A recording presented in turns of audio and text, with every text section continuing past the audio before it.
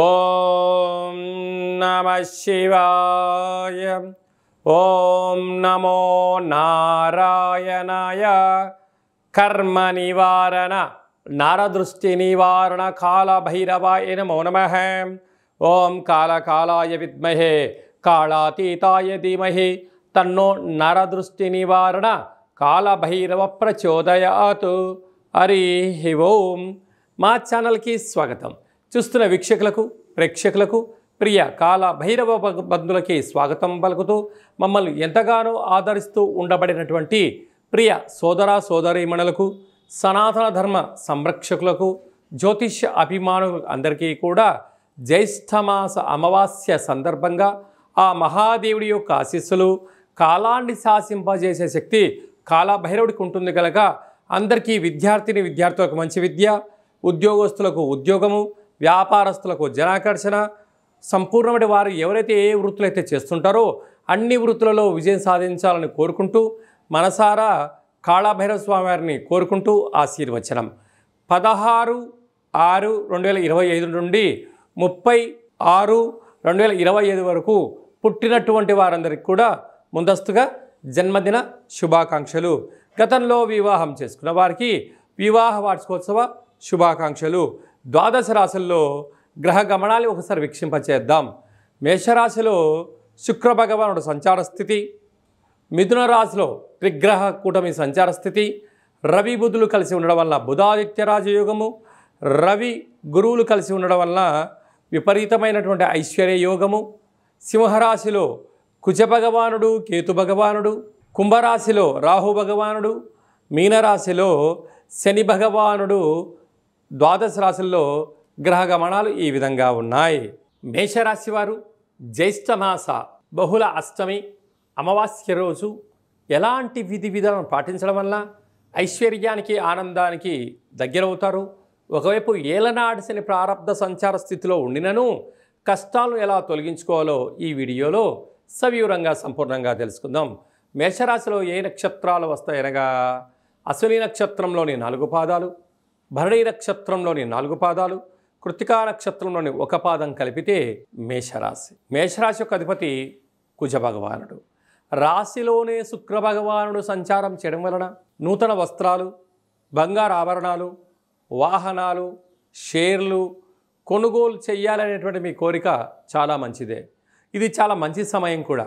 అలా కొనుగోలు చేస్తూ ఆధ్యాత్మికమైన తీర్థయాత్రలు, పూజా కార్యక్రమంలో పాల్గొంటూ సకుటుంబ సపరివార సమేతం అందరూ కూడా ఆనంద మహోత్సవాలతో ఇది గడిపే సమయం చెప్పి కూడా గమనించాలి. అలాగా తృతీయంలో రవి భగవానుడు ఆత్మకారకుడు రవి, బుద్ధికారకుడు బుధుడు. వీరిద్దరి యొక్క సంయోగం వలన బుధాదిత్య రాజయోగము అంటారు. ప్రభుత్వ ఉద్యోగం చెయ్యాలనుకుంటున్న వారికి అలా ప్రయత్నం చేయడం వలన ఇలాగనే ఉద్యోగం వచ్చేయడం, ఉండబడిన వారికి ప్రమోషన్స్ రావడం, రాజసన్మానం గజ సన్మానం మేషరాశి వారి సొంతం కాబోతుంది. అలాగనే దేవగురు బృహస్పతి కూడా అక్కడే ఉండడం వలన దీన్ని ఆదిత్య బృహస్పతి యోగము అంటారు.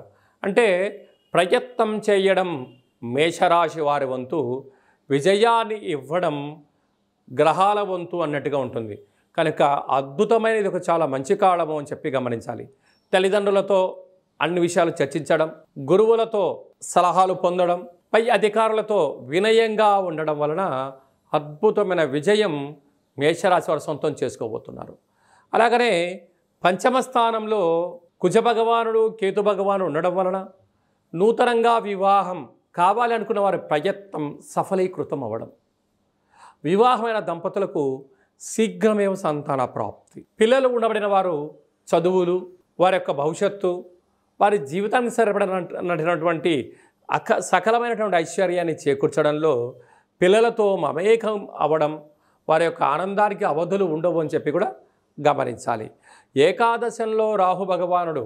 వీరు రియల్ ఎస్టేట్ వ్యాపారస్తులు కానీ, గృహ నిర్మాణ భవన కార్యక్రమాలు కానీ, అంటే సాఫ్ట్వేర్ హార్డ్వేర్ ఉద్యోగస్తులు కానీ, మీరు ఏ పనులైతే చేస్తున్నారో ఆధ్యాత్మిక చింతన కలిగినట్లయితే, నరదృష్టిని నివారించుకోగలిగినట్లయితే, శత్రువులను తగ్గించుకోగలిగినట్లయితే అద్భుతమైన విజయం మేషరాశి వారికి పట్టిందల్లా బంగారం అయ్యేటువంటి శుభ తరుణ కాలం అని చెప్పి కూడా భావించవచ్చు. కాకపోతే శని భగవానుడు వ్యయంలో సంచారం చేయడం, అందులో జలరాశిలో ఉండడం, కారకుడు, ప్రాణకారకుడు, శిక్షాకారకుడు, ఏకచక్రే మహాభూయి యోగకారకుడు కూడా అవ్వడం వలన ధర్మబద్ధంగా ఉండడం, వీలైనంత వరకు ఆదివారం, మంగళవారం నలుపు ఆహారాలు స్వీకరించకపోవడం, అనగా నల్లటి వంకాయలతో కూడుకున్న ఆహారాలకు దూరంగా ఉండడం, శనివారం పూట తెల్ల నువ్వుల పచ్చడి యొక్క ఆహారాన్ని స్వీకరింపచేయడం,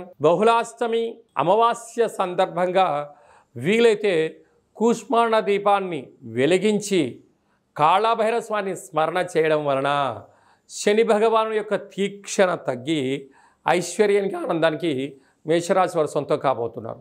అలా కుదరలేనటువంటి పక్షంలో ఎరుపు వస్త్రాలను ధరింపచేసి వీలైతే కందులను దానం చేయగలిగిన, లేకుంటే తెల్ల నువ్వులను దానం చేయగలిగిన మీకు విపరీతమైన రాజయోగం మేషరాశి వారి సొంతమవుతుంది. సాఫ్ట్వేర్ ఉద్యోగస్తులు, హార్డ్వేర్ ఉద్యోగస్తులు, గృహ భవన నిర్మాణ కార్యక్రమం చేసేటువంటి వారు, వ్యవసాయ సోదరీమణులు, ప్రధానంగా విద్యార్థులకు ఇది చాలా మంచి కాలము అని చెప్పి కూడా గమనించాలి.